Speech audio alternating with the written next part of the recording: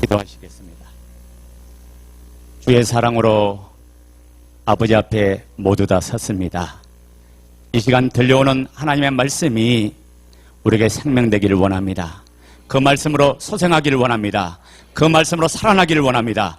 이 말씀으로 변화되기를 원합니다. 이 말씀으로 새로워지기를 원합니다. 오늘 신년 첫 시간 주님 앞에 드립니다. 주께서 역사하여 주셔서 마음껏 하나님의 뜻을 이루시고 성령 하나님 운행하여 주셔서 이곳에 어둠의 권세가 떠나가게 하여 주시고 주님께서 주신 큰 은혜와 기쁨에 복된 잔치만 되도록 은총을 내려 주옵소서. 예수 그리스도의 이름으로 기도합나이다. 아멘. 할렐루야. 예, 반갑습니다. 예, 제가 가장 우리 존경하는 목사님, 그리고 제가 목회하면서 그 누구보다도 친밀했고 친한 목사님이 이 열린교회 이강영 목사님입니다. 제가 열린교회 오면 고향집 오는 것 같고, 그래서 우리 각시도 그런 생각이 들어요. 여기 오면 마치 처갓집 오는 것처럼, 예, 늘 사모님하고 목사님이 이렇게 베풀어 주셔서 풍성함을 저희들이 맛보면서 이렇게 살아갑니다. 오늘 우리가 이제 7타임을 통해서 말씀을 들을 텐데, 여러분 제 말씀은 첫 시간이 아주 중요합니다. 이 첫째 시간을 통해서 여러분들이 영적 토양 작업을 이루어가고 만들어간다면 하나님께서 물 붓듯이 부어주시는 놀라운 은혜를 경험할 줄로 믿습니다. 우리 하나님 말씀 다 같이 봅니다. 사도행전 17장 30절 31절 말씀 찾습니다.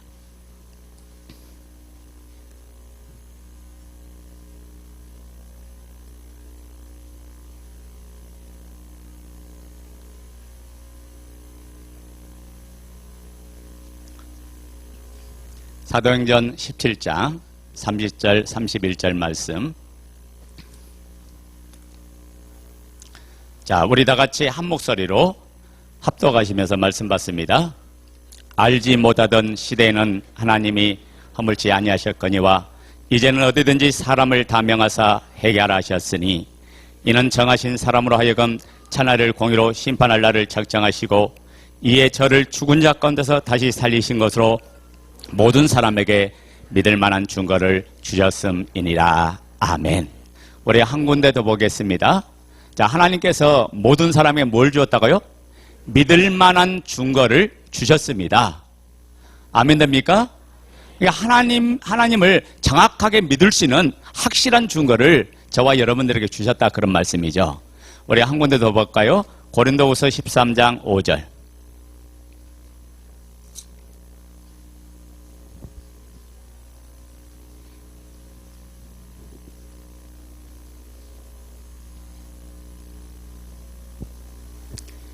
고린도후서 13장 5절 우리 다 같이 읽습니다. 시작. 너희가 믿음에 있는가 너희 자신을 시험하고 너희 자신을 학정하라. 예수 그리스도께서 너희 안에 계신 줄을 너희가 스스로 알지 못하느냐. 그렇지 않으면 너희가 버려온 자니라. 아멘. 여러분, 복음이 하나님의 능력인 줄로 믿습니다. 그래서 로마서 1장 16절에 뭐라고 말합니까? 복음은 구원을 얻게 하는 하나님의 능력이라고 말씀하고 있어요. 그래서 복음을 가진 사람은 세상에서 이긴 자고 세상에서 누린 자고 세상에서 승리하는 자인 줄로 믿습니다. 여러분, 이 복음은 나를 새롭게 하고 나를 살리고 나를 기쁘게 하고 나를 행복하게 만드는 게 바로 복음이죠. 그래서 우리가 이 땅에서 가장 기쁨의 소식이 뭐냐? 바로 복음이 기쁨의 소식이죠. 여러분, 죽게 된 자에게 당신은 이제 살아. 사형 속에 당신은 이제 해방돼. 이제 자유야. 이 소식보다도 더 기쁨의 소식은 없을 거예요. 그래서 말씀이 오늘 실제가 되면 오늘 우리의 모든 것으로부터 얼거매였던 모든 것으로부터 자유하고 기쁨의 역사가 일어날 줄로 믿습니다. 이 복음이 실제가 되면 그때부터 살아가는 삶이요, 너무 기쁘고 즐겁고 감사하고 행복할 수밖에 없죠. 우리 신앙생활, 우리 전체 이 모든 것이 무엇과 관계있냐? 이 복음과 관계 있죠. 그래서 복음을 다른 말로 말하면 믿음이라고 말합니다. 우리의 신앙의 모든 삶이 지금까지 모든 신앙의 문제점이 뭐냐면요.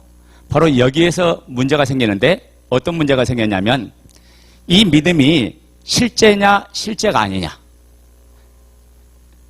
하나님이 살아계시느냐 살아계시지 않느냐. 이것 때문에 모든 삶이 흔들리고 지금까지 우리가 방황하는 거죠. 여러분 우리가 하나님 말씀을 지금까지 많이 들었어요. 하나님 말씀으로 지금까지 많이 우리가 양육을 받았죠. 그런데 막상 어떤 상황이 닥쳤을 때 우리가 말씀보다는 내 생각을 선택하고 내 마음대로 행동하고 내 결정대로 움직여가는 이유는 딱 하나예요. 하나님을 한마디로 못 믿겠다는 거죠. 그분이 하나님이신 것은 제가 알겠는데 막상 현실의 문제, 그 상황의 문제가 닥치니까 그 하나님을 붙들기는 너무너무 힘들다는 거죠. 오늘 이 문제가 해결되는 그런 축복의 시간이 되기를 원합니다. 그래서 우리가 하나님의 살아계심이 확실하지 않으니까 우리가 끝까지 믿음으로 살지 못하고 믿음으로 달려가지 못하고 믿음으로 나아가지 않은 이런 문제 앞에 오늘 우리가 이런 내 신앙의 모습, 내 그런 모습 때문에 갈등하고 번민하면서 살아가는 것이 아마 우리의 모습이지 않나 그렇게 생각합니다. 근데 이 모든 것이 다 어디에서 문제가 왔다가요? 믿음의 문제죠. 그래서 믿음은 두 가지 믿음을 이야기합니다. 우리가 바른 믿음을 가져야 되는데 믿음이 잘못되면, 출발이 잘못되면 모든 것이 다 와르르 무너질 수밖에 없습니다.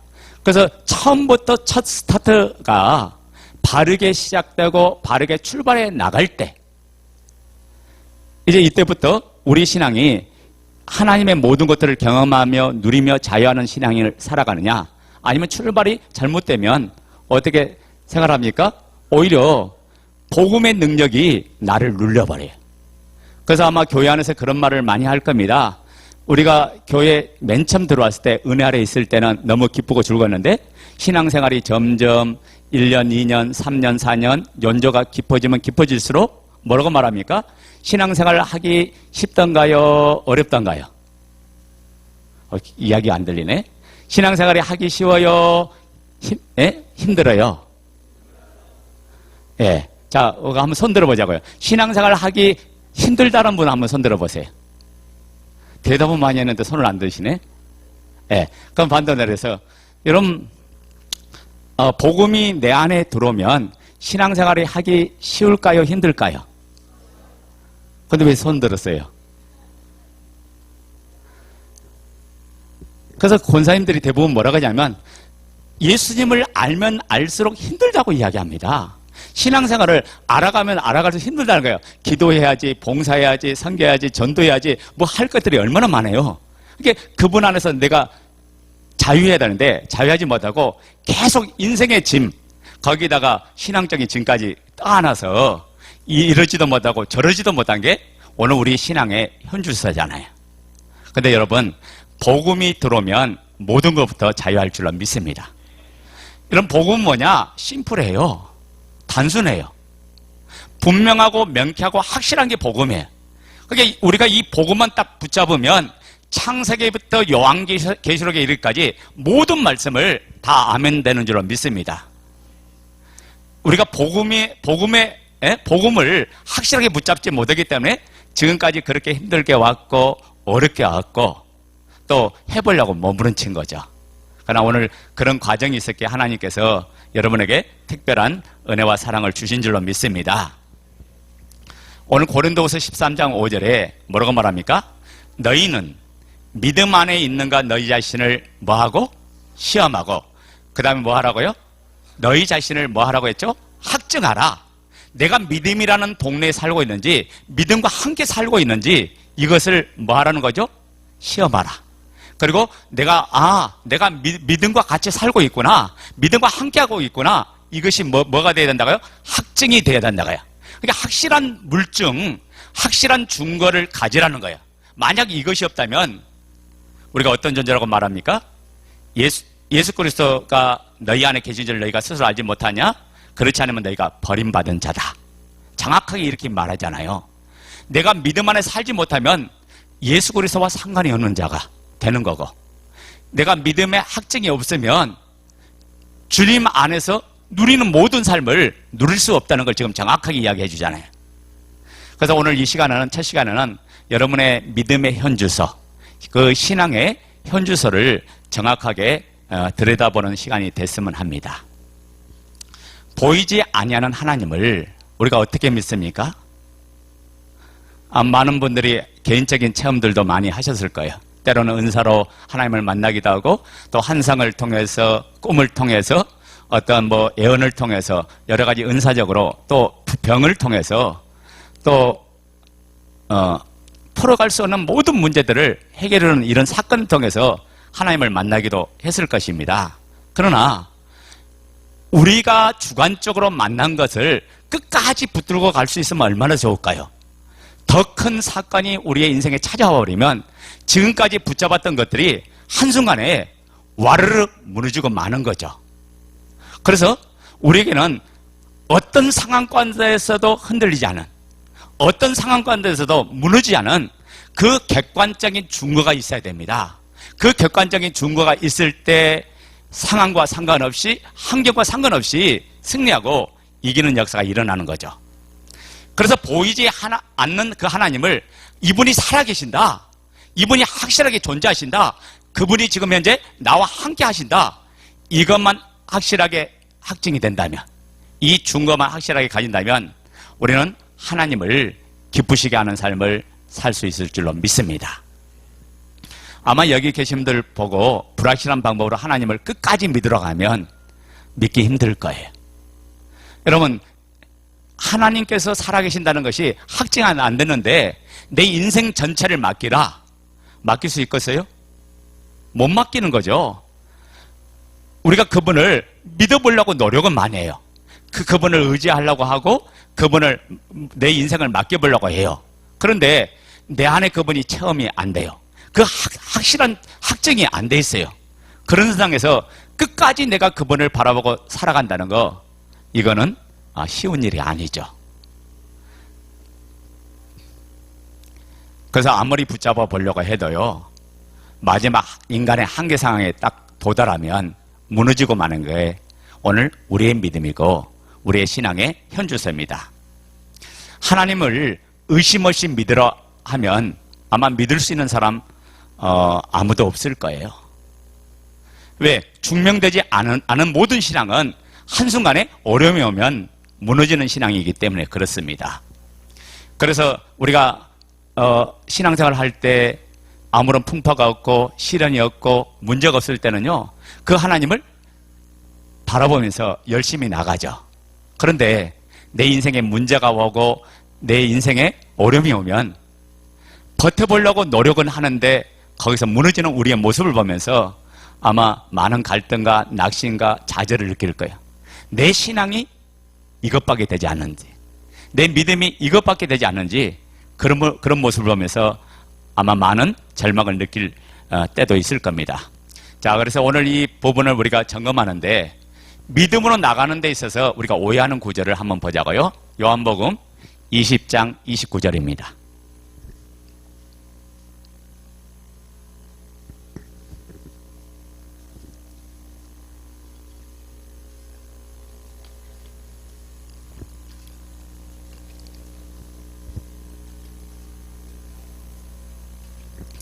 요한복음 20장 29절.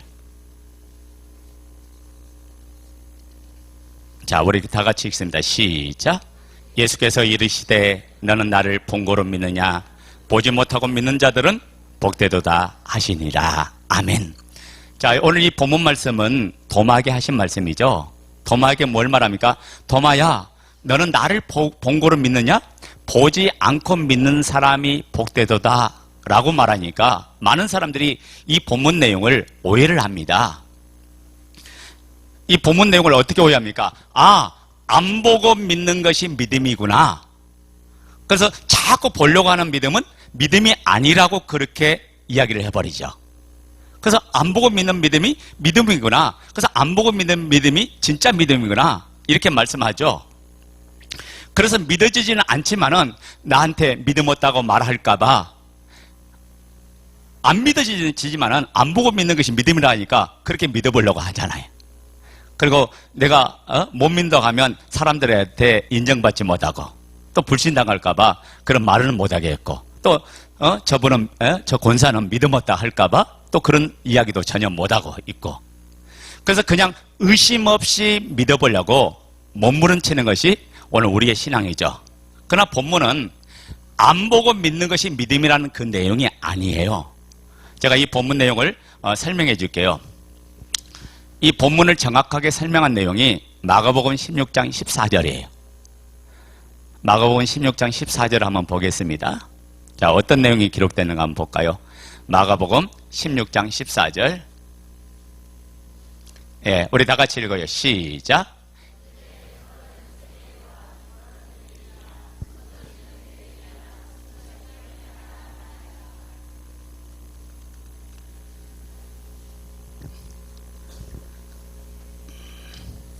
그 마가복음 16장 14절이니까요? 아니죠. 저 성경 구절이 이상했어요. 갑자기 누가 성경을 다시 썼나? 자, 마가복음 16장 14절 읽어요. 그 후에 시작. 그 후에 11 제자가 음식 먹을 때에 예수께서 저에게 나타나사 저의 믿음 없는 것과 마음이 완악한 것을 꾸짖으시니 이는 자기의 살아난 것을 본 자들의 말을 믿지 아니함일러라. 아멘. 자, 제가 이 본문 스토리를 설명해 드리겠습니다. 부활하신 예수님이 제자들에게 나타내 보여주셨죠. 근데 그 제자들을 만나 주실 때 그 현장에 누가 빠졌냐? 도마가 빠졌던 거예요. 도마가 돌아오니까 제자들이 우리 주님이 살아나셨다. 부활하셨다. 죽었던 이분이 살아나셨다. 라고 중간하니까 도마가 뭐라고 말하는 거예요? 아니야, 예수님의 손바닥에 못자국과 옆구리의 창자국을 내가 만져봐야 믿을 수 있어. 이렇게 말했던 거예요. 그런 의심하는 도마, 믿지 못하는 그 도마에게 주님이 지금 이야기하는 거예요. 잘 보세요. 모든 사람의 말은 안 믿어도 3년 동안 예수님과 함께 동고동락하면서 같이 그 길을 걸어갔던 제자들, 함께 했던 그 제자들이 예수님이 살아났다고 하면 믿어야 돼요? 안 믿어야 돼요? 예수님이 살아났다면 3년 동안 같이 생활했던 그 제자들이 예수님이 살아났다고 하면 그건 믿어야 되죠. 그런데 그 제자들의 말을 의심하면서 못 믿는 그 마음의 완악함, 그 불신하는 그 모습을 보면서 지금 예수님이 그 이야기하는 거예요. 도마야, 너는 보고야 믿느냐? 보지 않고 믿는 사람이 복되도다 라고 이야기했던 거예요. 이걸 다시 말하면 이런 말이죠. 제자들이 3년 반 동안 너하고 생사고락을 같이 하면서 함께 했던 그 제자들이 내가 살아났다고 이야기하면 너는 믿어야지 왜 내 말을 그걸 못 믿고 의심하느냐? 지금 이것을 지금 꾸짖고 책망하는 내용이 본문 내용입니다. 근데 우리가 이 본문을 잘못 사용하면 어떻게 합니까? 보고야 믿는 건 믿음이 아니고 안 보고 믿는 게 진짜 믿음이구나. 그래서 안 보고 믿는 것이 믿음이라고 그렇게 착각한다고요. 그래서 교회 안에서 보고 믿으려고 하면 우리가 믿음 없다고 그렇게 이야기하죠. 근데 여러분, 사람은요, 보지 못하면 못 믿어요. 이게 사람의 속성이에요. 정확하게 객관적으로 증명돼야, 확실해야, 분명해야, 선명해야 믿을 수 있어요. 그래서 하나님께서 모든 사람에게 우리가 첫 서두에 사도행전 17장 30절 31절 말씀처럼 모든 사람에게 믿을 만한 증거를 주신 거예요. 그분이 바로 하나님이시고 그분이 바로 우리의 주인이시고 그분이 누구인가를 정확하게 모든 사람이 믿을 수 있는 객관적인 증거를 주었죠. 여러분 생각해보세요. 예수님이 십자가에 우리 죄 때문에 죽으셨어요. 죽음으로 끝나면 이분이 하나님인 것을 어떻게 알아요? 하나님인 걸 알 수가 없어요. 왜? 강도도 죽었잖아요. 십자가에 달릴 때 예수만 죽은 게 아니라 강도도 죽었어요. 사형수도 죽고, 그리고 예수님이 죽은 제명이 뭡니까? 종교법으로 죽인 거잖아요. 신성모독죄로. 그래서 지금 죽인 거거든요. 예수님이 죽고 끝나버렸다면 이분 자체가 사망의 권세를 이기지 못한 거죠. 어둠을 이기지 못한 거죠. 그러니까 이분을 하나님으로 증명할 길이 전혀 없다고요. 그래서 하나님은 모든 사람에게 믿을 만한 증거를 주었는데 어디 뒀냐? 이분이 죽었다가 3일 만에 살아난 이 사실. 이분이 3일 만에 부활하신 이 사건을 통해서 그분이 바로 누구냐? 하나님이신 증거를 주셨다고요. 그래서 로마서 1장 4절에 보면 성결의 영으로는 부활하셔서 이분이 하나님의 아들로 인정되고 선포되셨다고 그렇게 말씀합니다. 그래서 이분이 부활하셨기 때문에 누가 된 거예요? 하나님 되신 거예요. 이분이 부활하셨기 때문에 하나님이 된 거다가요. 그러니까 사람은 보지 못하고는 못 믿는 거죠. 우리가 지금 막연하게 덮어놓고 믿을 때는 문제가 없을 때는 괜찮아요. 그런데 먹는 문제, 마시는 문제, 사는 문제 이런 문제가 닥칠 때 결정적으로 우리 믿음이 흔들리죠. 제가 2000년대에 교회를 두 번째 교회를 개척을 했는데 그때 우리 교회 청년이 저희 교회에 처음으로 등록한 청년이 하나 있었어요. 집사람하고 저하고 이제 저는 하여튼 개척을 아무도 없이 시작한 것 같아요. 지금까지 계속. 그래서 둘이 전도지 만들어서 육교에서 전도하다가 청년 하나를 만나는데 그 청년이 교회를 온 거예요. 교회를 왔는데 이 청년이 오자마자 저한테 그런 얘기예요. 목사님, 저는 믿음의 삶을 살기를 원합니다. 그래서 제가 직장을 갔는데 주일 성수할 수 있는 직장을 갖기를 원합니다. 그러고 이야기하더라고요. 그래서 그 믿음이 이쁘잖아요. 예? 주일을 성수할 수 있는 직장을 갖기를 원한다고. 그래서 이 친구가 열심히 이제 직장을 찾죠. 그래서 우리도 어떻게 해요? 기도해 줘야죠. 그런데 한 달이 지났어요. 직장을 얻었을까요? 못 얻었을까요? 못 얻었어요. 그리고 어느덧 시간이 지나서 2달째예요. 직장을 얻었을까요? 못 얻었을까요? 못 얻었어요. 드디어 3살 때였어요. 직장을 얻었을까요? 못 얻었을까요? 이제 이야기가 두 가지로 나오네. 제가 얻었으면 이야기를 할 이유가 없죠. 직장을 못 구한 거야. 오늘 이 친구가 왔는데 뭘 몰고 왔냐? 택시를 몰고 왔더라고.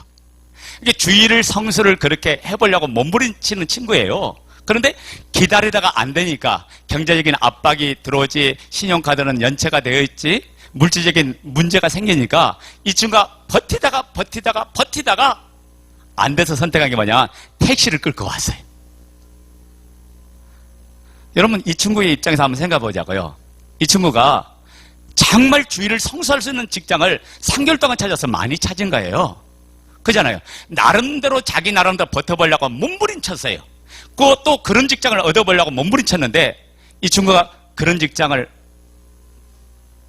못 얻는 과정에서 이제 목에까지 오렴이 차니까 결국엔 선택을 뭐 합니까? 주일 성수보다는 당장 먹고 사는 부분을 선택하더라는 거예요.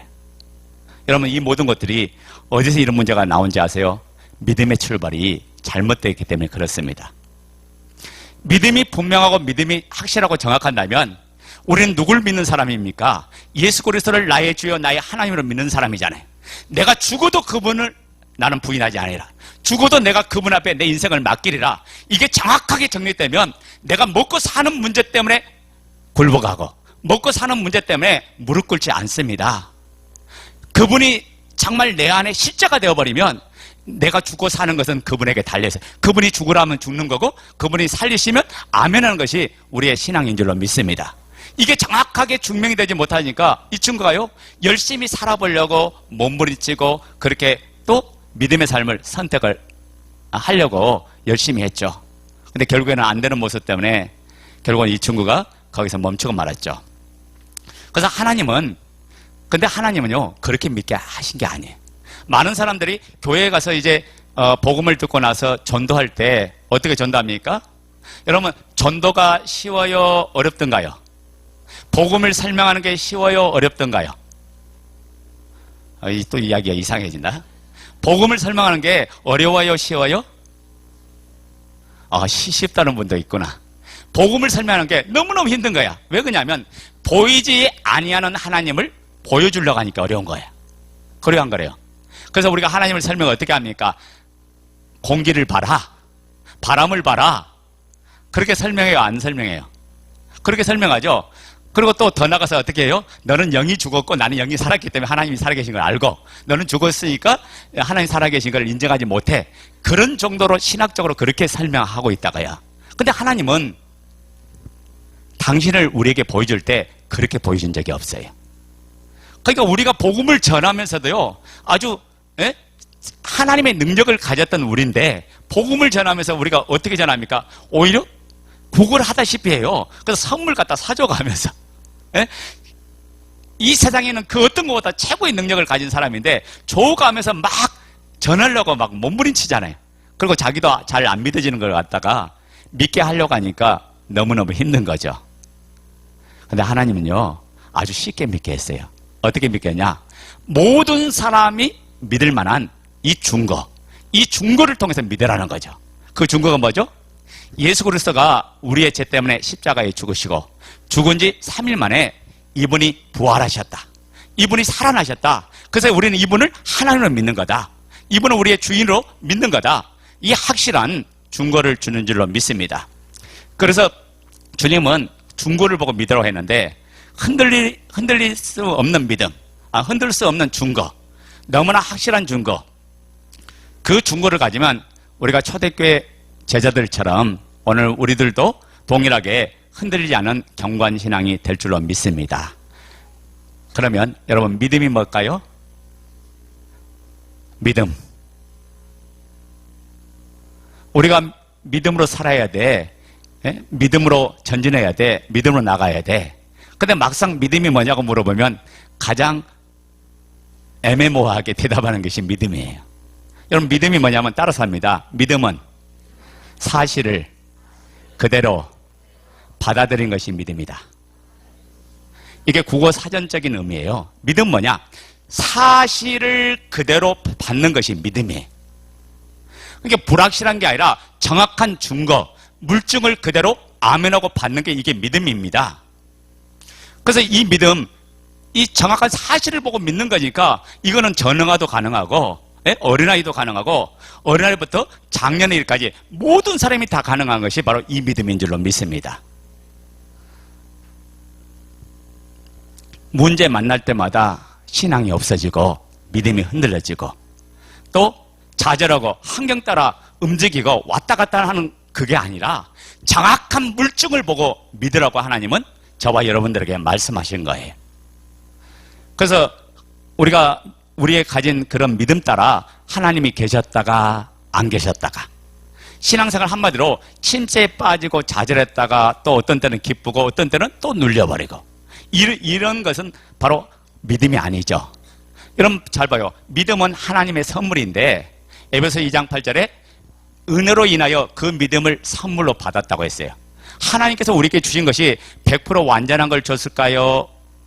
불완전한 걸 줬을까요? 100% 완전한 걸 줬죠. 그분의 믿음이 내 속에 들어오면 나는 이미 그 믿음 자체가 100%예요? 아니면 50%예요? 100%잖아요. 완전한 믿음이 들어오면 흔들림이 없는 게 믿음이라고요. 하나님이 부족하니까, 하나님께서 부족하니까, 야, 너가 50% 채워. 너가 10% 더 채워. 90% 준 것도 아니고, 99% 준 것도 아니고, 완전한 100%를 주신 거예요. 그러니까 이 믿음을 가지면 어떤 상황을 만나도 흔들릴 수 없죠. 왜요? 하나님이 줬기 때문에 흔들림이 없는 거예요. 내가 만든 게 아니고 그분이 주셨기 때문에 우리는 어려움을 당해도 시련을 당해도 환난을 당해도 문제를 당해도 흔들 수가 없는 거죠. 그분이 주셨기 때문에 그런 거죠. 우리가 구약 성경에 보면 열왕기상 17장에 보면 엘리야가 바알의 선지자 아사랴 선지자 850명과 대결을 청합니다. 그 갈멜산장에서 제단을 쌓아놓고 대결을 하는데 그때 바알 선지자 450명이 왔죠. 그때 대결을 할 때 어떻게 합니까? 먼저 바알 선지자 보고 자 너희가 신을 불러서 하늘로부터 불이 임하면 그 신이 참신이고 내가 우리 하나님께 기도해서 그 신이 임하면 내가 믿는 분이 참신이다. 그래서 한번 대결하자는 거죠. 자세히 봐요. 450대 1로 대결하는데 엘리야가 정확한 믿음이 없으면 그 대결을 할 수 있을까요? 없을까요? 할 수 없어요. 왜냐하면 두 줌으로 한 대씩 맞아도 900대야. 그죠? 두 줌으로 한 대씩 맞으면 900대요. 아마 콩가루 될 거예요. 근데 엘리야가요 450명 앞에서 그 혼자가 당당히 나가서 하잖아요. 바알 선지자들이 뭐라고 합니까? 자기 신을 불러요. 그러니까 엘리야가 옆에 있다가 조롱하잖아요. 야, 너희 신이 지금 종 같다, 잠잔 것 같다, 예출한 것 같다. 그러면서 조롱하니까 어떻게 해요? 이들이 자기 몸을 해하면서 바알이여 바알이여 하면서 부르기 시작하잖아요. 이게 자기 피를 드리는 것이 그 최고의 신을 요청하는 제사의 행위죠. 그러니까 그렇게 해서라도 불렀는데 불이 임했습니까? 안 임했습니까? 안 임했죠. 엘리야가 어떻게 했죠? 12제단을 수축하고 나서 거기에 물을 갖다가 그 제단에 끼얹었죠. 불이 임해도 탈까 말 정도로 물에 완전히 잠기도록 그렇게 제단에다가 물을 뿌렸어요. 12동이를 갖다 뿌렸죠. 뿌렸는데 그곳에 엘리야가 인격적으로 하나님 앞에 기도했더니 하나님이 임했어요, 안 임했어요? 불같은 하나님의 역사가 그 자리에서, 그 현장에서 그대로 임했잖아요. 이게 바로 뭐냐? 믿음이라고요. 그러니까 우리가 절대적인 믿음을 가지면 450명이 눈앞에 있어도요, 우리가 부도나는 환경이 있어도, 육신이 죽는 환경이 있어도, 어려움이 있어도 우리는 흔들림이 없는 줄로 믿습니다. 그러니까 이 믿음이 세상을 이기게 하는 거예요. 예수 그리스도를 믿는 그 믿음이 세상을 이기게 하는 거죠. 그래서 요한일서 5장 5절에 뭐라고 말합니까? 하나님의 아들을 믿는 믿음이 아니면 누가 세상을 이기느냐? 너희가 환난을 당하나 담대하라. 내가 세상을 이겼다. 요한복음 16장 33절에 그렇게 말씀하셨죠. 이미 예수님이 세상을 이겨놨어요. 이기신 이분이 우리가 이미 세상을 이기는 존재로 이분이 저와 함께 내 안에 계시고 나와 연합해 계시고 나와 같이 하는 줄로 믿습니다. 그래서 우리는 그분의 믿음이 내 안에 있기 때문에 우리는 항상 이긴 자가 되었어요. 우리는 이미 승리자가 됐어요. 우리는 이미 누리는 자가 됐다가요. 그러니까 그 믿음을 가지면 우리는 100% 이기는 존재가 되는 거죠. 그래서 믿음은 두 가지가 있습니다. 오늘 잘 들으세요. 첫째는 어떤 믿음이냐? 전제된 믿음이 있습니다. 두 번째는 확증된 믿음이 있습니다.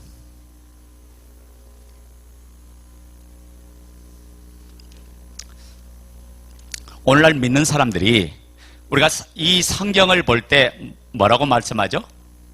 하나님의 말씀이라고 이야기하죠. 이 성경을 하나님의 말씀이라고 딱 전제하고 성경을 보는 거예요. 그리고 예수님도 마찬가지예요. 예수님을 믿어야 되니까 예수님을 누구로 전제합니까? 하나님의 아들이라고 전제해요. 그 삼위일체 중에 성자 하나님이라고 예수님을 이야기하죠. 전제하고 딱 보는 거예요. 그런데 저희와 초대교회 성도들하고는 완전히 달라요. 초대교회 성도는 그렇게 믿지 않았어요. 우리의 믿음은 이분을 믿어야 되니까 일단 성경을 하나님 말씀으로 전제를 해요. 예수님을 하나님으로 전제를 하고 믿기 시작한 거야. 그러니까 믿음의 스타트 라인이 이렇게 전제된 믿음으로 출발했던 거야. 그런데 초대교회 교회는, 초대교회 성도는 그렇게 시작한 게 아니죠. 초대교회 성도는 어떻게 시작합니까? 예수가 하나님의 아들인 것이 증명되어서 그들은 믿었던 거예요. 이분이 하나님이시구나, 이분이 우리의 주인이구나, 이게 정확하게 증명돼서 그들은 출발했던 거예요. 그래서 그 핍박받고 환난받은 시대에 예수가 누구인가 정확히 증명되니까 자기 생명도 드리고 인생도 드리고 목숨도 드리고 핍박도 기뻐 받고 고난도 기뻐 받았던 거예요. 여기서 신앙의 출발이 완전히 180도 달랐던 거죠. 여러분, 우리가 이분을 하나님으로 전제해놓고 믿으면 어떤 문제가 생긴지 아세요? 내 기준과 관점이 다르면 한순간에 전제해놓은 모든 것들이 와르르 무너지고 맙니다. 여러분, 예수님께서 하나님의 아들이면, 진짜 하나님의 아들이라면 당연히 예수님의 말씀은 누구 말씀이죠? 하나님의 말씀이죠. 그런데 중요한 건 뭐냐? 이분이 진짜 하나님의 아들이냐고요. 이분이 진짜 하나님의 아들이 확실하느냐? 여러분, 유대인의 표현의 아들이라는 표현은 하나님이라는 말씀이에요. 그래서 예수님이 항상 그러죠. 뭐라고 하냐면 나를 본 사람은 아버지를 봤다. 나와 아버지는 하나다. 당신이 자기가 하나님의 아들이라고 이야기했던 거예요. 그러니까 네가 자칭 사람이 돼서 어떻게 하나님이라고 이야기하느냐? 그래서 유대인들이 예수를 신성 모독죄로 돌로 쳐서 죽이려고 했고 십자가에서 처형할 때도 마찬가지입니다. 여러분, 복음을 준 것과 마찬가지요. 세상 사람들은 예수를 하나님이라고 이야기하면 믿어요, 안 믿어요? 안 믿어요. 사람인데 사람이 무슨 하나님이야? 라고 그분을 믿지 않는 거죠. 그러니까 쓰잘데없는 소리 말라고 그래요. 왜 그렇게 이야기합니까? 이분이 하나님인 것을 모르기 때문에 그런 거죠. 여러분, 한마디로 이 땅에 있는 모든 사람은 어둠이에요. 어둠에 있는 사람은 어둠에 있을 때는 빛을 모를 수밖에 없죠. 그래서 요한복음 1장에 이렇게 말씀하죠. 임금이 자기 백성 가운데 왔는데 그 임금을 환영하지 못하더라고요. 빛이 이미 왔는데 빛이 왔는데 그 빛을 알아요 몰라요? 사람들이 못 알아보더라는 거예요. 그러니까 온통 세상이 어둠되었을 때 이 예수 그리스도가 빛 가운데 임하시고 생명 가운데 임하셔서 오셔서 그분이 오셔서 내가 빛이다. 내가 너희를 밝히는 세상의 빛이다. 지금 그 이야기를 하셨던 거예요. 그래서 우리가 사람들이 이 예수님을 못 믿는 이유가 딱 하나예요. 예수님은 사람인데 사람이 어떻게 하나님이야? 그러니까 이 예수를 하나님을 믿으려고 하니까 사람들이 못 믿는 거죠. 제가 전철을 타고 가는데 어떤 청년이 전도를 하더라고요. 복음을 열심히 전해요. 제가 옆에서 보니까 열심히 전하는데 그 전하고 있을 때 갑자기 옆에 앉았던 갓을 쓰고 도포를 입은 할아비가 벌떡 일어나더니 하는 거예요. 야 이놈아! 왜 사양 귀신 믿어? 그 이야기 하더라고. 그러니까 이 친구가 전도다가 입 딱 맞고요. 그냥 자리 가서 앉아버리더라고. 사양 귀신 믿는다는 그 한마디에 입 딱 맞고 앉아버려요. 그러니까 우리가 복음을 잘 모르면요. 복음을 잘 모르면 그 자리에서 세상 사람들에게 밟히는 거예요. 마태복음 5장에 그렇잖아요. 너희는 세상에 뭐다? 빛이고 너희는 세상에 뭐다? 소금이라 했잖아요. 소금이 맛을 잃으면 사람들에게 뭐 한다고요? 밟힌다고 그랬어요. 오히려 조롱당하고 밟히는 거예요. 내가 어떤 존재가 내가 누구인가를 정확히 깨달으면요. 우리는 세상에서 오히려 세상을 리드하고 세상을 주도하는 사람이 될 줄로 믿습니다. 자, 예수님께서 오셔서 모든 사람에게 당신 누구인지를 알려주었어요. 오셔서 천국에 관한 말씀하셨죠. 그리고 당신 누구인가를 말씀하면서 내가 십자가에 죽을 것이다. 너희의 죄 때문에 내가 대속 제물이 되어서 왔다. 그리고 죽은 지 내가 3일 만에 다시 살아날 것이다. 이 말씀을 했어요, 안 했어요? 근데 문제는 뭐냐면 말씀을 들은 사람이 믿었어요, 안 믿었어요? 안 믿었어요. 왜 안 믿었을까요? 왜 예수님이 말씀하는데 안 믿었을까요? 사람들이 전혀 믿지 않는 거예요. 심지어 3년 동안 따라다녔던 제자들까지도 믿지 않았던 거예요. 그러니까 말씀을 전해도요, 안 믿는다는 걸 하나님이 너무나 잘 아세요. 그래서 주님이 그 말씀대로 죽으시고 부활하셔서 당신이 살아나신 모습을 통해서 당신이 하나님인 것을 보여줬어요. 그래서 예수님이 복음을 전할 때, 천국 복음을 전할 때 바리새인과 서기관들이 몇 사람이 찾아와서 예수님에게 묻습니다. 수많은 표적과 이적을 통해서 그분이 전하는 천국 복음을 통해서 수많은 사람들이 예수님을 추종하고 따라다니니까 이들이 와서 뭘 물어보냐면 당신이 오시는 그분입니까? 당신이 하늘로부터 왔다는데 오늘 우리에게 표적 좀 보여주세요. 이렇게 물었던 거야. 그게 마태복음 12장 38절부터 40절 내용이죠. 그러니까 주님이 뭐라고 말합니까? 이 악하고 음란한 세대가 표적을 구하나 내가 너희에게 보여줄 표적은 무엇밖에 없다? 요나의 표적 밖에는 보일 표적이 없다. 이렇게 말씀했던 거예요. 자, 무슨 표적을 너희에게 보여준다는 거죠? 요나가 물고기 뱃속에서 밤낮 사흘을 있었던 것처럼 인자가 땅속에도 이와 같으리라. 예수님이 죽은 지 3일 만에 부활할 것이다. 이것이 바로 내가 하늘부터 온 표적이다. 내가 하나님 준 거는 바로 이것이다. 이걸 정확하게 예수님은 그렇게 말씀했던 거예요. 여러분, 주님이 수많은 표적을 행했죠. 무리를 걸었죠. 5,000명을 먹이고도 12광절하는 오병이의 기적을 행했어요. 그리고 문둥병을 치유했어요. 귀신을 쫓아냈어요. 각색병자를 치유했어요. 그 표적에다가 주님께서 내가 하나님이야. 물론 하나님 중의 표적을 이야기하셨죠. 그런데 그 표적에다 주님이 이야기한 게 아니라 이 악하고 음란하게 내가 정확하게 음란한 세대에게 보여줄 표적은 요나의 표적밖에 없다. 이렇게 말씀했던 거예요. 그 표적이 뭐라고요? 바로 예수님이 죽은 자 가운데 살아나면 그분이 바로 누구다? 하나님이시라는 거예요.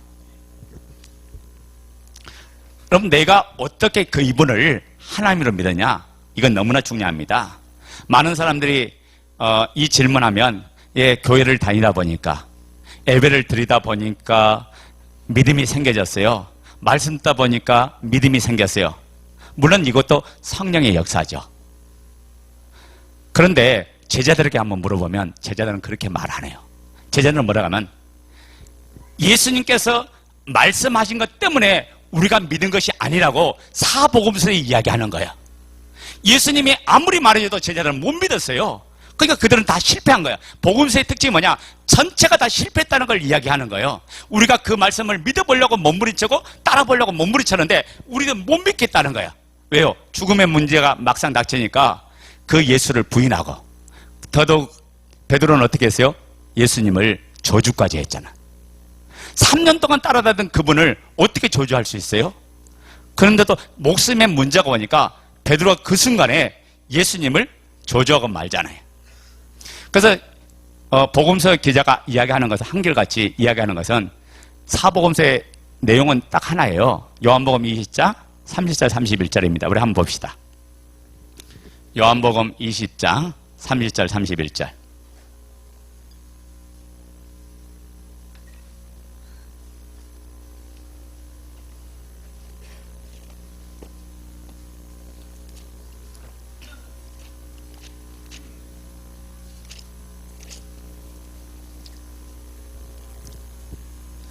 자, 30절 31절 읽습니다. 시작. 예수께서 제자들 앞에서 이 책에 기록되지 아니한 다른 표적도 많이 행하셨으나 오직 이것을 기록함은 너희로 예수께서 하나님의 아들 그리스도이심을 믿게 하려 함이요 또 너희로 믿고 그 이름을 힘입어 생명을 얻게 하려 함이니라. 아멘. 자, 요한복음을 기록한 목적이 뭐예요? 예수가 누구라는 거예요? 하나님의 아들이라는 거.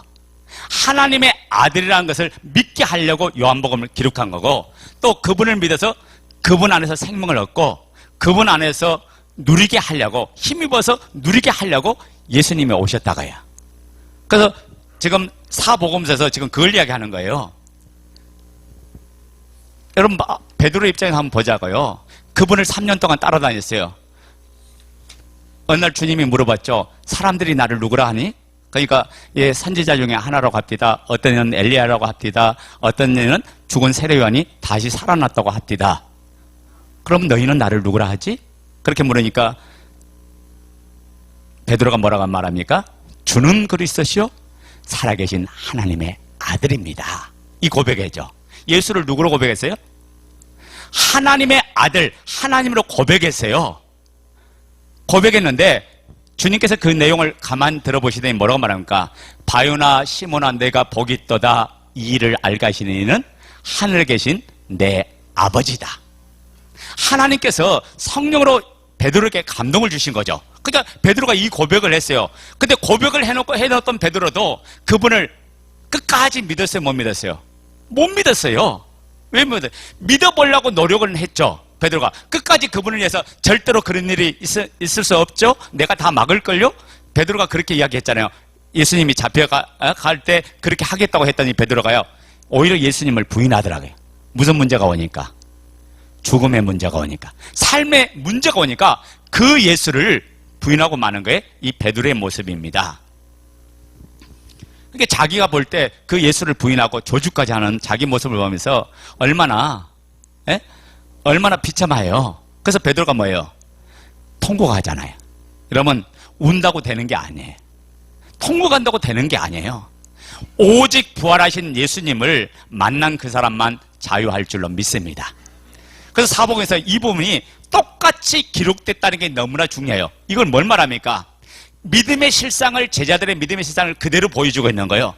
오늘 우리가 가졌던 경관진들이 다 깨트려져야 할 줄로 믿습니다. 그게 듣는 사람들이 내 신앙이 이거 작아질 수도 있구나, 내 신앙에 문제점이 있을 수도 있구나, 이것이 보여지기를 원합니다. 아무리 내가 마음 중심에서 고백했다 할지라도요 가짜일 수도 있어요. 여러분, 베드로가 그 고백했을 때 진짜 마음으로 고백했을까 안 했을까요? 마음으로 고백했을까요? 그런데 막상 죽음의 문제가 오니까 버텨보려고 해도 한계상에 오니까 무너지고 말았던 거예요. 그 죽음의 이게 앞에 그냥 무너지고 말았죠. 지금 이걸 이야기하는 거죠. 그러니까 우리가 나는 예수를 주로 고백하는데요, 자기가 자기를 속을 수 있어요. 자기가 자기를 속일 수도 있고, 자기가 목숨까지도 들을 수 있다고 했는데 현실은 막상 그 현실이 닥치는데 안 되는데 어떡할 거예요? 그래서 자기 자신에게 자기가 속는 거예요. 자, 우리가 잘 아는 대로 예수님께서 십자가에 죽으시고 부활하신 후에 사도행전이 시작되죠. 근데 거기서는 제자들이 180도로 완전히 바뀌어버리고 달라졌습니다. 사도행전을 보면, 사도행전 4장에 보면 바울의 부활의 도를 전함을 싫어해서 이제 관원들이 사두개인이나 이제 대제사장들이 잡아서 그들을 핍박하고 박해하면서 채찍질하고 그들을 위협하면서 경고를 하죠. 그랬더니 베드로가 뭐라고 말합니까? 내가 하나님을 두려워하겠느냐? 사람을 두려워하느냐? 나는 보고 들은 바를 너에게 전하지 않을 수가 없다. 사도행전 4장 19절 20절 정확히 말씀하잖아요. 내가 본 그분을 어떻게 내가 전하지 않을 수 있냐? 내가 핍박 때문에? 내가 죽음 때문에? 어떻게 그분을 전하지 않을 수 있느냐? 이게 베드로의 고백이었다고요. 그래서 오늘 정확하게 우리 한번 보겠습니다. 제자들이 어떻게 믿게 되었는가? 오늘 제자들이 예수님을 믿는 방법대로 여러분들이 동일하게 믿으면 놀란 역사가 일어날 줄로 믿습니다. 자, 누가복음 24장.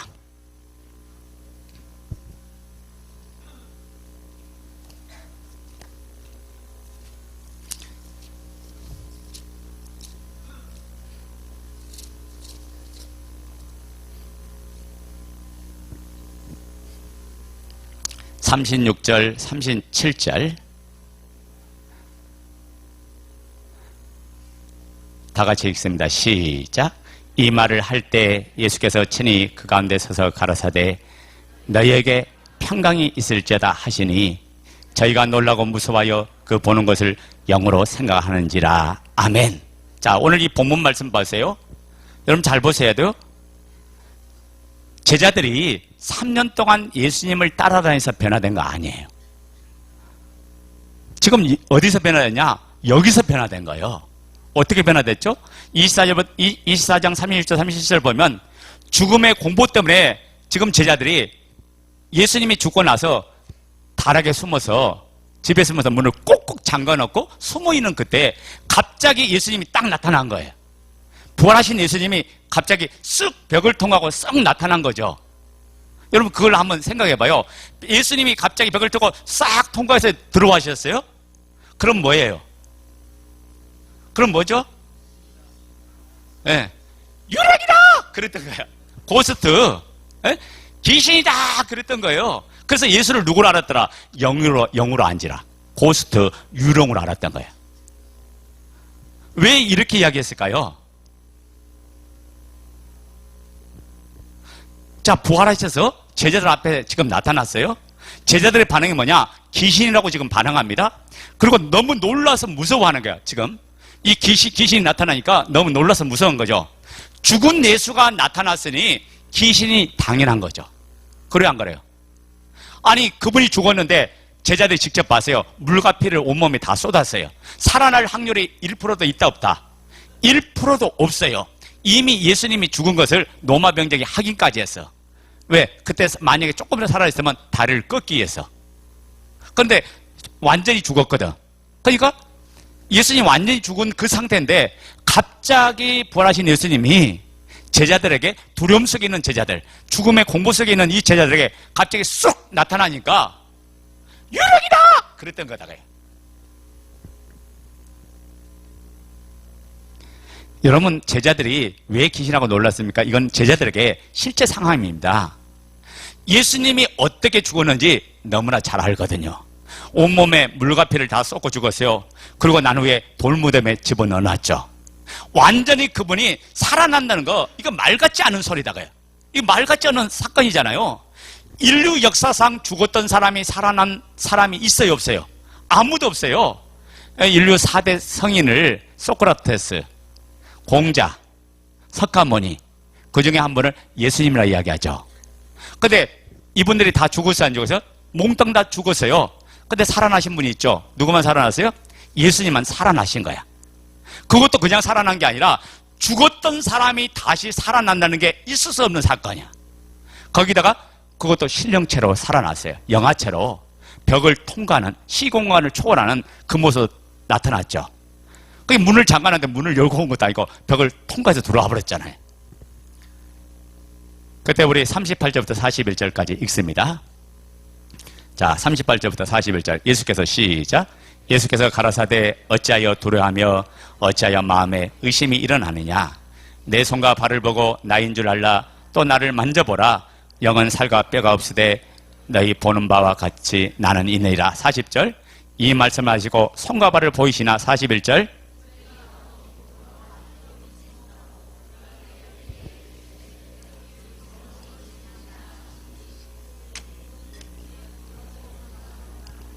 예, 여기까지. 자, 봐요. 이 부활하신 이분이 지금 두려워하고 무서워하는 이 제자들에게 뭐라고 말하니까 너희가 어찌하여 마음에 의심하느냐. 이분이 지금 책망하시고 지금 뭘 보여줘요? 손과 발을 보여주고 있잖아요.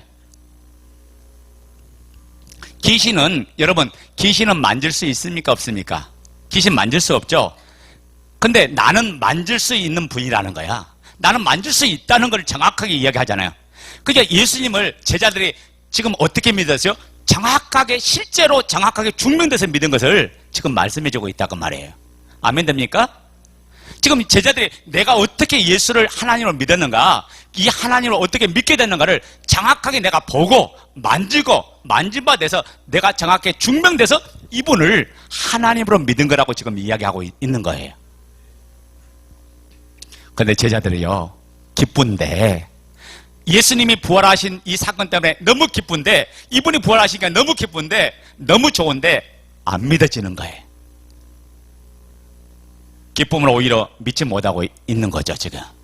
그때 다시 말씀해요. 뭐라고 말씀합니까? 여기 얘들아 먹을 것이 있니? 이거 물어보죠. 왜 지금 진지하게 이야기하다가 먹을 것을 왜 이야기했을까요? 딱 하나예요. 자, 봐요. 귀신은 먹을 수 있다 없다? 귀신은 먹을 수 있다 없다? 못 먹어요. 그 자리에서 예수님이 먹었어요, 안 먹었어요? 구운 생선 한 토막을 잡수셨어요. 자, 우리 42절부터 44절까지 42절부터 44절까지 읽습니다. 시작.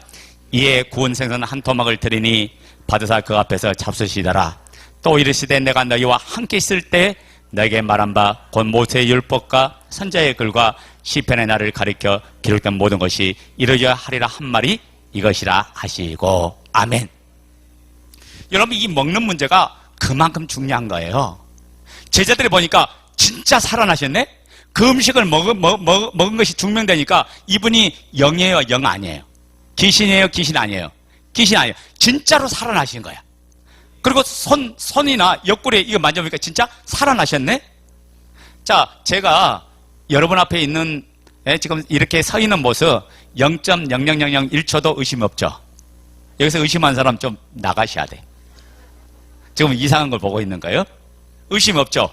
지금 제자들이 제가 지금 여기 여러분 앞에 서 있는 것처럼 직접 그것을 직접 보고 느끼고 직접 체험하고 있다고요.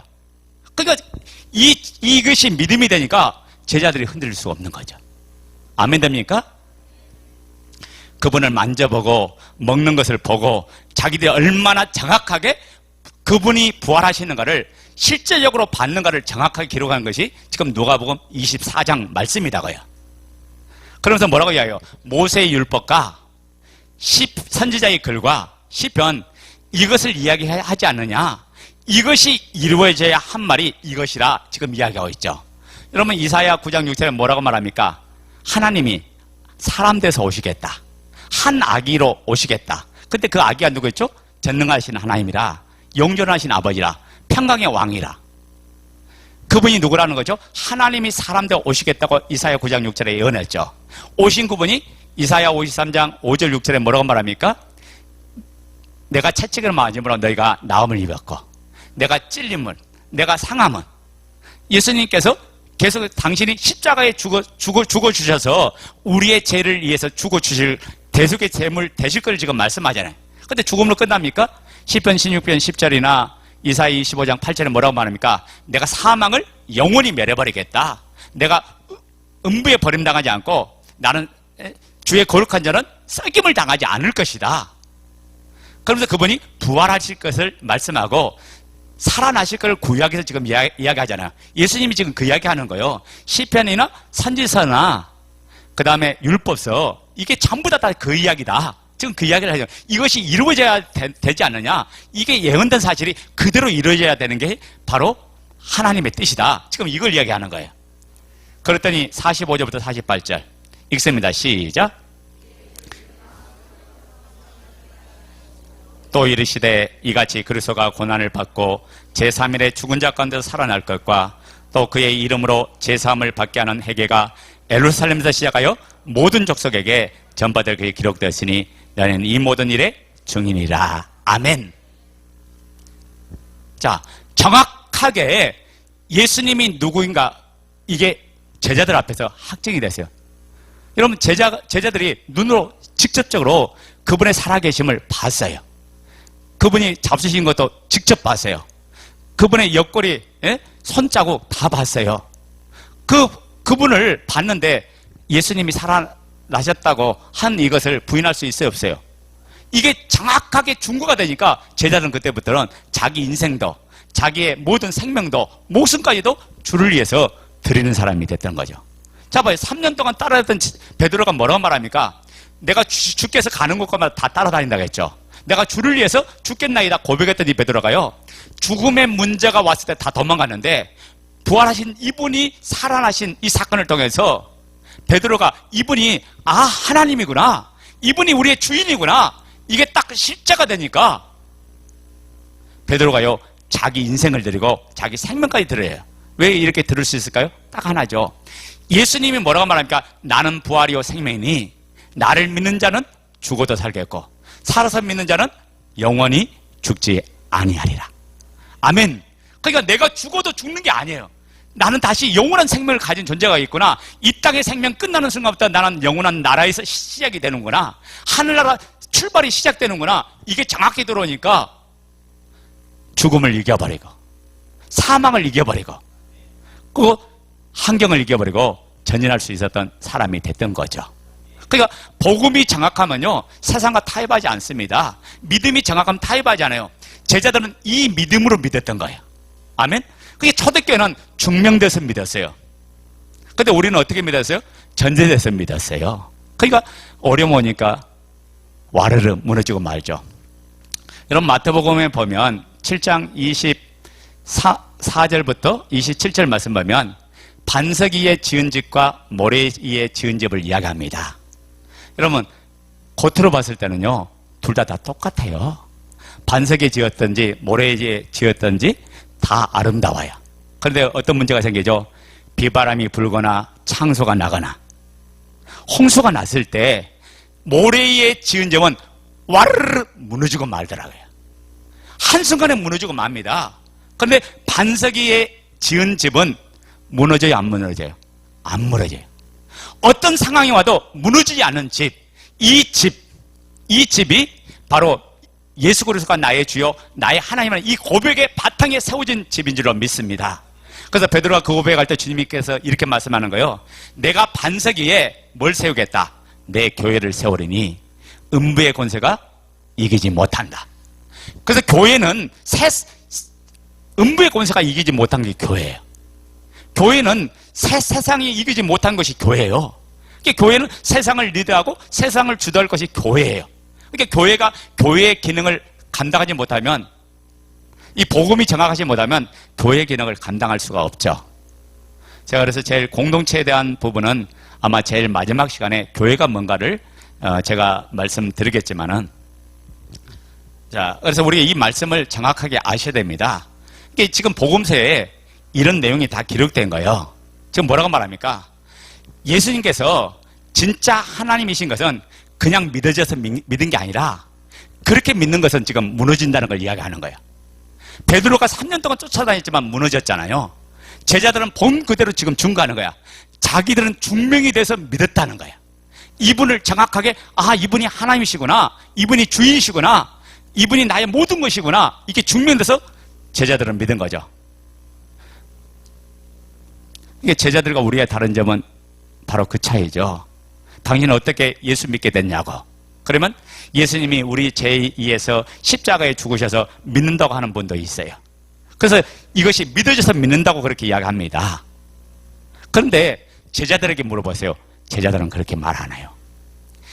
예수가 어떻게 하나님인 것을 믿게 되느냐라고 물어보면 정확하게 이렇게 말해요. 이분이 구약에 예언된 대로 부활하셔서 그래서 내가 그분을 믿는 거야. 이분이 예언된 그대로 살아나셨기에 이분은 나의 주요 나의 하나님이시야. 이게 제자들의 고백이었다고요. 그래서 그분을 믿은 거죠. 제자들은 이걸 정확하게 알았죠. 여러분 제자들의 입장에 생각해봐요. 구약에서 예언된 전 인류를 구원하는 하나님의 엄청난 계획을 제자들이 지금 자기가 봤어요. 그런데 안전하고 가만히 있어요? 이분이 하나님이신 것을 직접 경험하고 직접 체험했어요. 자기가 이걸 목도했어요. 가만히 있을 수 있어요? 그래서 내가 만난 주님, 살아계신 주님을 전할 수밖에 없잖아요. 그런데 사람들이 아무리 전해도 믿어요, 안 믿어요? 아무리 전해도 안 믿는 거야. 그러니까 할 수 없이 생명을 내던지는 거예요. 이걸 내치다가 죽는 거죠. 이 방법이 하나님의 방법인 줄로 믿습니다. 하나님은 전도에 미련한 것으로 인간을 구원하시는 거예요. 로마서에 고린도전서에 그 말씀 하시죠? 자, 예수님께서 제자들과 3년 동안 함께 해주셨어요.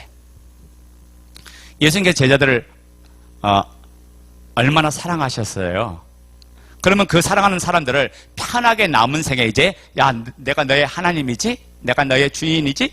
그러니까 너 남은 생에 이제 편하게 누리다가 너 천국 와. 그럼 얼마나 좋아요. 근데 하나님께서는 어떻게 해요? 제자들의 생명을 요구하였잖아요. 왜냐하면 그렇게 하지 않으면 이 땅의 생명을 살릴 수 없기 때문에 그래요. 그래서 제자들은 당신이 본 부활이 너무나 확실하게 자기의 생명을 던져서 부활을 전했던 거죠. 이것이 바로 하나님의 방법인 줄로 믿습니다. 만약에 이거 가지고 전도가 안 된다? 다른 방법 없는 거예요. 하나님이 이 전도에 미루는 방법으로 하시는 거예요. 얼마나 많은 사람이 죽어야 믿을 수 있겠어요? 그런데 안 믿는다고 하면 얼마나 완악하냐고요.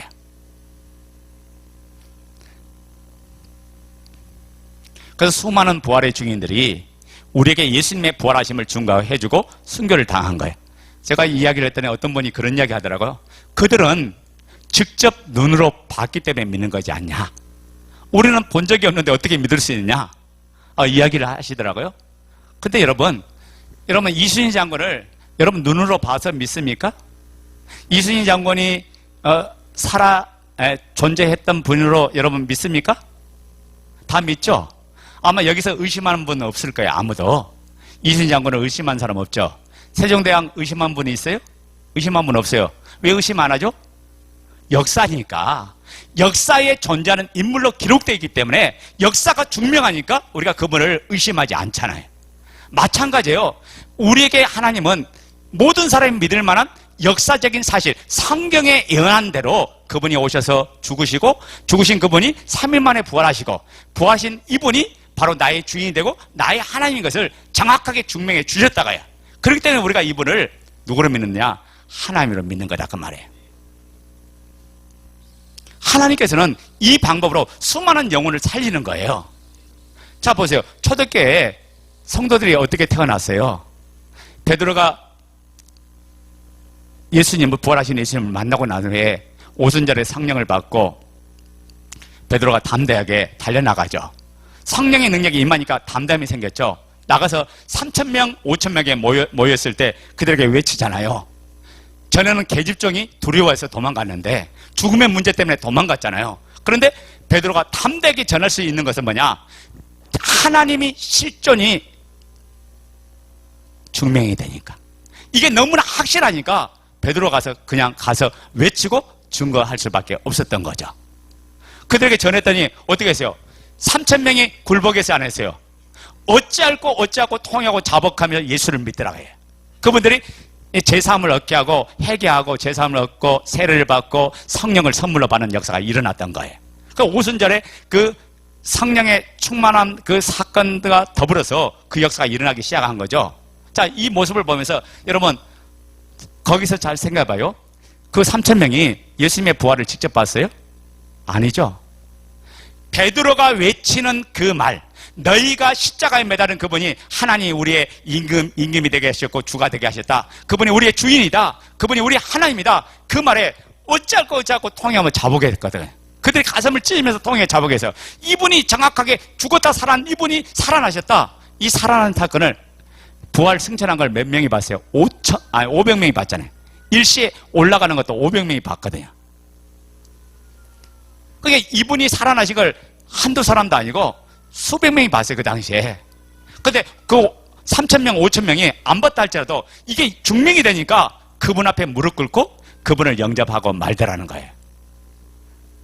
여러분, 우리가 그래서 믿음은요, 객관적인 사실을 그대로 받아들이는 게 믿음이에요. 그래서 여러분이 말씀을 들을 때 어떻게 말씀을 들어야 되냐면 내 입장, 내 관점, 우리가 이제 우리 목사님이 그 말씀 하시더라고요. 내 입장, 내 관점에서 절대 들으면 안 된다. 맞습니다. 왜냐하면 내 입장, 내 관점은 이 땅에서 형성된, 경험된, 학습된 나예요. 그 학습된 내 마음을 가지고 자꾸 하나님을 보려고 하니까 이건 문제가 되죠. 제가 저녁에 이제 마음에 대한 부분을 조금 할 텐데 오늘 그 마음에 대한 부분을 하면서 혼미가 다 떠나가기를 원합니다. 우리가 이 땅에서 형성된 그 지식의 틀을 가지고 하나님을 이해하려고 하니까 이해가 됩니까? 안 됩니까? 이해가 안 되는 거예요. 그걸로 하나님을 만나려고 하니까 자꾸 하나님을 경험할 수가 없어요. 왜? 내 머릿속에 이해가 되면 그분을 받아들이고 이해가 안 되면 안 받아들이기 때문에 그래요. 그것은 하나님을 믿는 게 아니죠. 자, 보세요. 이 땅의 지식으로 하나님을 이해할 수 있어요? 없어요? 이해할 수 없는 거예요. 하나님은 이 땅의 지식으로 이해할 수 있는 게 아니에요. 그러니까 우리가 그 이야기 하잖아요. 하나님은 영으로 할 수 있는 거잖아요. 그 하나님의 말씀이 영의 말씀이잖아요. 그러니까 하나님의 약속한 그 약속, 그 사실을 그대로 받을 때 뭐가 된지 아세요? 믿음이 되는 거예요. 그래서 로마서 10장 17절에 믿음은 들으면서 나고 들음은 그리스도의 말씀으로 되어지니라. 그래서 그리스도의 말씀, 그 약속의 말씀을 들을 때 우리 안에 뭐가 생겨요? 믿음이 되어지는 줄 믿습니다. 그래서 우리가 그 사실을 따라갈 때, 그 사실에 반응할 때 그 말씀이 들어오셔서 나에게 확증을 주고 구원의 놀라운 은총을 주실 줄로 믿습니다. 그래서 복음은 모든 구원하는 자에게 뭐가 된다? 능력이 된다고 이야기했던 거예요. 그 말씀이 믿음이 되게 만들어요. 그러니까 그 말씀은 사실이잖아요. 사실을 근거한 그 말씀에 우리가 반응할 때 믿음의 선한 역사가 불같이 일어날 줄로 믿습니다. 우리 영상을 하나 보겠습니다. 안녕하세요. 이상희입니다. 저는 파란만장한 인생을 살았거나 힘든 일을 경험한 사람은 아니에요. 다만 40여 년간 목회를 하시는 부모님의 넷째로 태어나서 그 교회와는 뗄 수 없는 인생을 저의 운명으로 알고 살았다는 것 뿐입니다. 그런데 제가 대학을 졸업하고 얼마 있다가 저희 아버지 교회의 건축 문제로 분란을 겪은 적이 한 번 있었어요. 우리가 어른이 계셔도 그 앞에서 함부로 싸움을 할 수가 없는데 하나님이 계시는 그 교회당 안에서 어떻게 아무리 답답한 문제가 있어도 저렇게 적나라하게 싸울 수 있을까? 교회라는 곳이 혹시 사실은 계시지도 않는 하나님을 믿는다고 무작정 따라가고 있는 사람들의 모임은 아닐까? 그리고 이런 괴로운 시간이 제가 생각했던 것보다 더 길어지니까 무신론자가 되고요. 안티 크리스찬, 안티 기독교가 되고요. 그러던 어느 날 시골 큰아버지 댁에 사시는 저희 할머니가 돌아가실 것 같으니까 다들 모이라는 연락이 왔어요. 저희 할머니는 할아버지와 함께 목회를 하셨고 신유의 은사를 비롯해서 여러 가지 은사가 많은 기도하는 분이셨어요. 그런데 제가 정말 놀란 것은요, 저희 할머니가 숨을 거두신 직후부터였어요. 아파서 찌푸렸던 얼굴이 반듯하게 펴지는 거예요. 너무나 평안한 모습이 되는 거예요. 얼마나 좋은 걸 보셨길래 조금 있으면 썩을 저 시신의 모습까지도 저렇게 평안하게 변하는가. 아, 우리 할머니와 지금까지 반대 방향으로 살고 있는 나는 어디로 갈까? 그때 제 마음에 지옥의 공포가 몰려오는데 너무 두려웠어요. 저의 초점은 어떻게 하면 저 천국에 한번 가볼 것이냐, 어떻게 하면 저 무서운 지옥을 면할 것이냐, 여기에 온통 집중되어 있었고 지성이면 감천이 아니겠느냐, 이런 생각을 하면서 열심히 하고 있었는데 어느 날 제 동생이 이번에는 저한테 와서 이렇게 묻는 거예요. 완전히 허를 찌르는 질문이었어요. 언니는 하나님이 살아 계신다는 게 정말 믿어지나? 이러니까 제가 갑자기 할 말을 잃고 믿어진다. 이러면 어떻게 믿을 수 있어? 이렇게 물어볼 것 같더라고요. 그러니까 할 말을 정말 잃어버렸어요. 그래서 기도하는 거 아니야.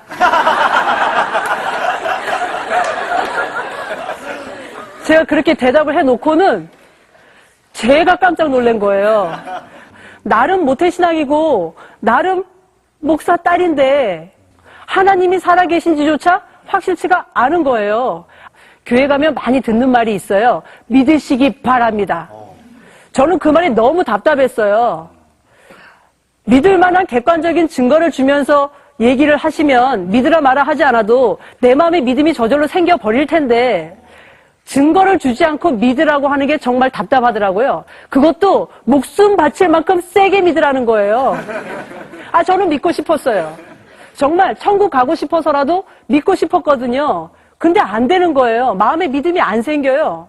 하나님도 안 보이지, 천국도 안 보이지. 근데 이상한 건요. 어차피 안 보이니까 안 믿으면 그만인 지옥은 왜 그렇게 두려운지. 제가 그때 알은 게요. 그냥 머리로 하는 고민과 정말 문제에 맞닥뜨려서 하는 고민은 정말 차원이 다르다는 걸 알게 되었어요. 시간이 좀 지나서 한마음교회 청년 대학생 수련회 첫날 예배를 드리게 되었는데 그때 목사님이 칠판에다가 큰 글씨로 복음은 부활이다 이렇게 쓰셨어요. 복음은 부활?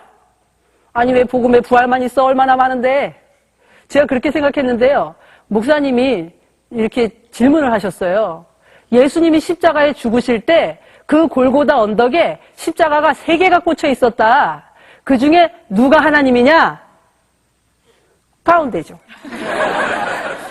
근데 또 이렇게 질문하시는 거예요. 이 3개를 막 섞었다.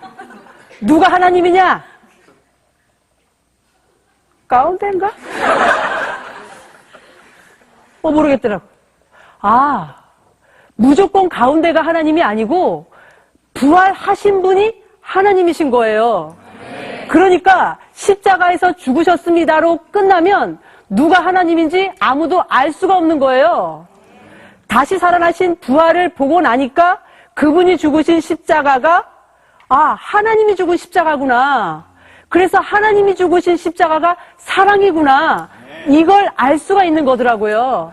강도가 죽은 십자가가 사랑이 아니잖아요. 바로 이거였어요. 제가 아주 속으로 쾌재를 불렀습니다. 우리 학원에 여러 아이들이 많이 있었는데 그중에 3대째 불교라는 아이가 있었어요. 어느 날 제가 그 아이한테 그랬어요. 너 예수님이 부활하신 거 알아? 그랬더니 그 아이가 저한테 저는 불교 신자예요. 그러더라고요. 불교 신자면 예수님이 부활 안 했냐? 그랬더니 그 아이가 하셨죠? 그러는 거예요. 그래서 그 하나님이 살아계신다고. 맞지? 그랬더니 맞네요. 그러더라고요. 누구나 믿을 만한 객관적인 증거, 그건 역시 부활이구나. 괜찮을 때는 신앙 좋다고 하다가 힘든 일 있을 때는 와르르 무너지는 근본이 흔들리는 그런 거 말고 정말 어떤 경우에도 흔들리지 않는 확실한 믿음은 어떤 경우에도 흔들리지 않는 확실한 물증, 부활을 통해서 생기는 거였어요. 하나님이 진짜 살아계신다. 예수님의 부활이 그 증거다. 이분이 나의 주인이시기 때문에 나는 오늘도 신바람 나게 살 수 있다. 다른 사람 때문에, 환경 때문에 이분을 오해하지 말고 이분께 직접 가서 만나보고 여쭤보고 들어봐라. 반드시 답을 주신다. 부활하셔서 지금도 살아계신 그분께서 저를 찾아와서 만나주셨던 것처럼 이 말씀들을 통해서 여러분들 모두를 만나주실 것을 믿습니다. 감사합니다. 예.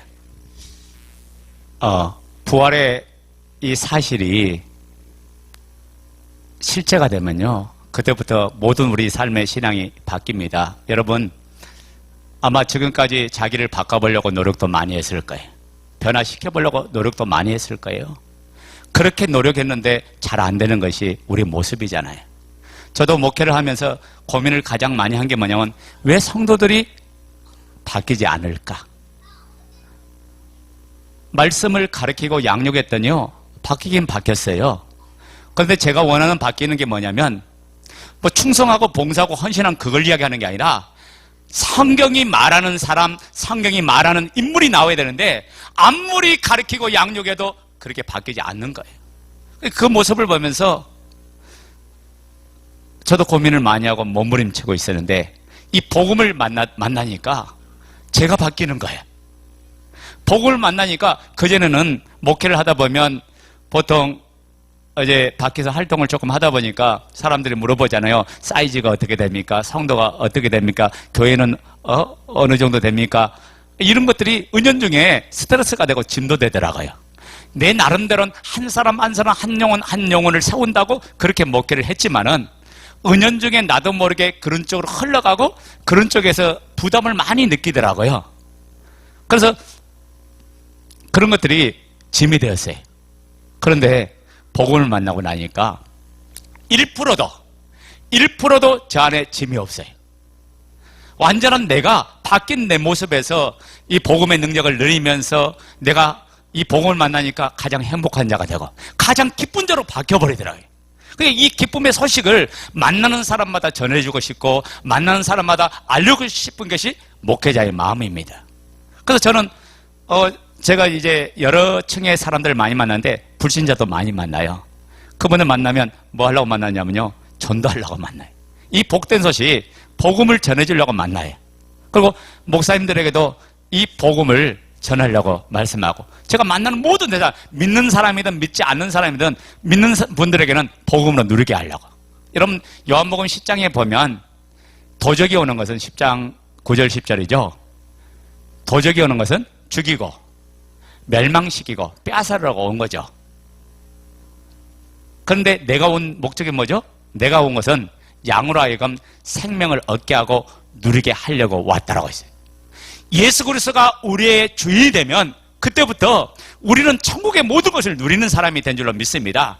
주님과 연합됨을 통해서 주님 것이 우리 것이 되는 거예요. 그래서 예수 권세, 내 권세, 예수 능력, 내 능력 됐는데, 우리가 입술로 아무리 예수는 나의 능력, 예수는 나의 권세라고 이야기했지만은 내가 그분 안에서 누리지 못하니까, 그분 안에 실제가 되지 못하니까 그걸 전혀 입술로는 아무리 외쳐도 실제로 못 누리는 모습을 보면서 하나님의 능력이 마치 없는 것처럼 그분을 의심할 수도 없고, 그분을 안 믿을 수도 없고, 그래서 모든 걸 잃어버린 패잔병처럼 살아가는 것이 오늘 우리의 현실이에요. 여러분, 믿음이 바로 세워지면 이때부터 모든 것을 누리는 시작이 될 줄로 믿습니다. 우리는 이미 이긴 자예요. 그래서 요한일서 5장 4절 보면 대저 하나님께로부터 난 자마다 세상을 이기니라. 세상을 이김은 예수 그리스도를 믿는 믿음이라고 했어요.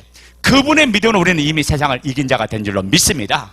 여러분이 이겨보려고, 기도 많이 해서 이겨보려고 발버둥 치는 게 아니에요. 주님과 내가 하나 됐기에 그분의 능력이 내 능력이 된 거예요. 내가 그분 안에서 이미 승리자가 됐고 이긴 자가 된 거예요.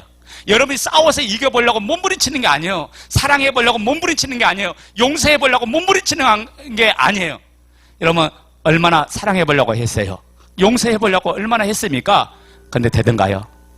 어느 기점에 올라가면 또 폭발하고, 눌러놓던 것이 어느 한계점에 들어가면 폭발하고 말아버리잖아요. 안 되잖아요. 그분을 진짜 만나야 우리 안에 평안이 일어날 줄 믿습니다. 그분을 만나야 우리 안에 정말 기쁨이 일어나는 거예요. 오늘 이 시간, 우리가 이제 3일 이 시간이 여러분의 생명의 시간 되기를 원합니다. 여러분의 인생을 바꾸는 시간 되기를 원합니다. 이 시간에 주님 만납시다. 그 부활의 주님 앞에 우리 모두 다 섭시다. 그리고 그 주님 앞에 나아서, 하나님, 내가 이때까지 이렇게 외식하고 바리새인처럼 겉으로 보기에는 잘 믿는 것처럼 살았는데 모든 걸 다 잃어버린 패잔병처럼 살았습니다. 주님 앞에 우리 겸손하게 섭시다. 그리고 그분 앞에 우리가 그분이 내게 주신 이 생명의 이 소리를 통해서 우리가 다시 그 말씀을 통해서 일을 섭시다. 그리고 우리가 살아납시다. 그리고 우리가 주님 기뻐하는 일을 하기를 원합니다. 우리 한번 다 같이 눈을 감고 기도합니다. 우리 한번 이 시간 기도할 때 성령 하나님이여 이 시간 임하소서. 하나님, 우리의 생각과 우리의 마음속에 이 시간 임하여 주옵소서. 이미 각인된 그 말씀이 이 시간 운행되고 이 시간 살아 움직이기를 원합니다. 이 시간 역사하여 주시기를 원합니다. 성령 하나여 이 시간 한 사람 한 사람을 만나 주옵소서. 우리 간절히 주의 일 청하고 기도하겠습니다.